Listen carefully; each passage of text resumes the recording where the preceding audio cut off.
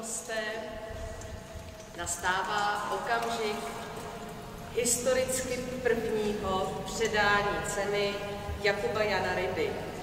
Cena nese název Za významný počin v oblasti hudební výchovy a za popularizaci hudby.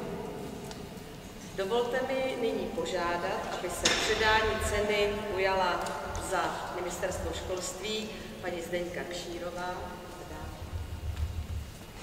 Dále za soukromé pedagogické nakladatelství paní inženýrka Ludmila Kořenářová a za platformu hudební SOS paní doktorka Marie Lišková.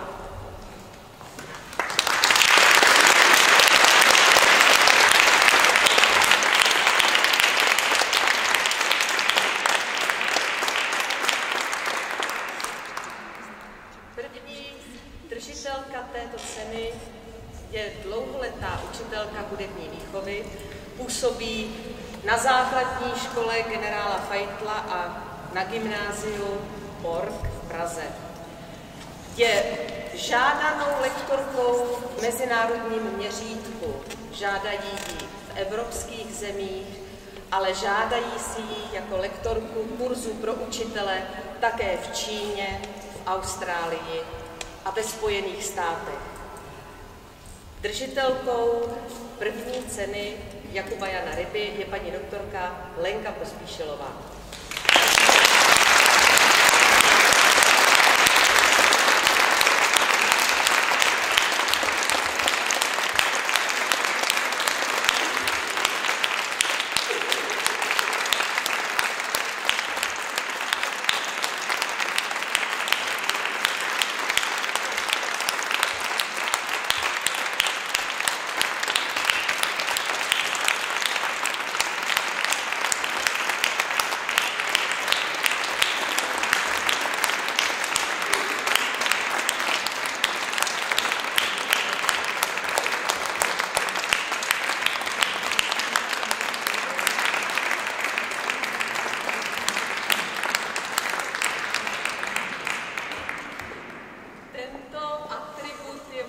Varhaní píšťala, takže krásná symbolika od Jana Jakuba Ryby. Lenko, chceš něco říci? Asi by se to slušelo. Já jsem čekala, já jsem byla napnutá, co bude jako ta cena. Jestli to jako bude nějaká ryba, spíš, nebo jako, co to bude. A teda musím říct, že Majko jste mě velmi potěšil. Ne, že bychom měli doma píšťal málo, protože můj tatínek si vždycky přál mít doma varhany.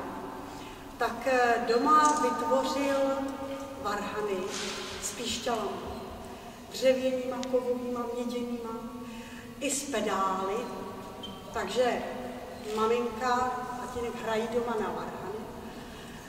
Nemáme jedny doma, máme jich několik a těch píšťal, co se všude povaluje. Je tady skutečně mnoho, ale takovouhle tam nemáme. Takže to bude teda tatínek opravdu velmi překvapení. No a já si samozřejmě považuji toho, že jste si na mě vzpomněli, já nevím, jestli už jsem ve věku, jako, že už bych měla být vzpomenutá jako pedagog, já ještě chvilku snad vydržím učit. Ale musím říct, že pro českého učitele je to velký závazek kráčet ve stopách Komenského, Ryby, no a jako teda předsedkyně Orfovské společnosti ještě ve stopách Orfovských a potom ve stopách Pavla Jurkoviče. To vám řeknu, že má člověk co dělat. A že se teda opravdu zapotí a ví, že stejně nikdy nemůže dosáhnout tam, kam dosáhli oni. A tak se zkrátka snažím a snad slibuju, že ještě vydržím chvíli, že pokud vydržím, takže budu těmhle pánům se snažit dělat čest. A zkrátka doufám, že to nepokazím. Takže hej mistře, píšťalu si někde krásně vystavím a budu dělat ještě, co budu moct. Takže děkuji.